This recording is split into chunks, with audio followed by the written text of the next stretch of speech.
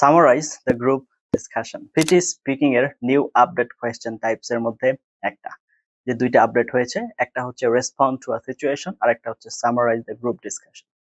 এই summarize the group discussion আপনার পরীক্ষায় 2 থেকে 3টা আসবে এবং এটার স্কোরিং হচ্ছে পার্শিয়াল ক্রেডিট, এবং এখান থেকে আপনার 2টা মডিউলের স্কোর যাবে, একটা হচ্ছে স্পিকিং এবং আরেকটা হচ্ছে লিসনিং। এখন এটা ঘটনা কি ঘটতে যাচ্ছে, আপনি মিনিমাম 3জন স্পিকার থাকবে, একটা অ্যারাউন্ড 3 মিনিটস এর একটা অডিও স্ক্রিপ্ট শুনবেন বা অডিও টেপ স্ক্রিপ্টসও বলা যেতে পারে। তার উপরে ভিত্তি করে আপনাকে সময় দেওয়া হবে প্রিপেয়ার হওয়ার জন্য 10 সেকেন্ডস।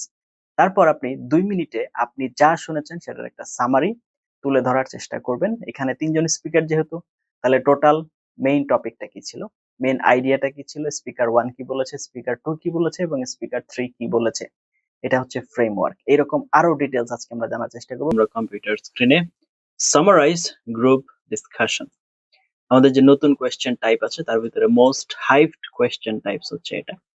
তো সেটা নিয়ে আজকে আমরা আলোচনা করব। প্রথমেই দেখুন এটা ইনস্ট্রাকশন কি দিচ্ছে পিটি এর পক্ষ থেকে। আমি এই পিডিএফটা একদম পিটি এর অফিশিয়াল ওয়েবসাইট থেকে নিয়েছি, যেন এটা নিয়ে কোনো কনফিউশন কাজ না করে। You will listen to a group discussion between 3 people. এখন এটা যদি একটু ব্যাকগ্রাউন্ড বলি, আপনি যে অডিওটা শুনবেন সেটার লেন্থ অ্যারাউন্ড 3 মিনিটস এর মতো হবে, কিছু কম বেশি হতে পারে, মানে আপ ডাউন করতে পারে, এবং এখানে অবশ্যই একটা একাডেমিক টপিক নিয়ে ডিসকাস করতে হবে।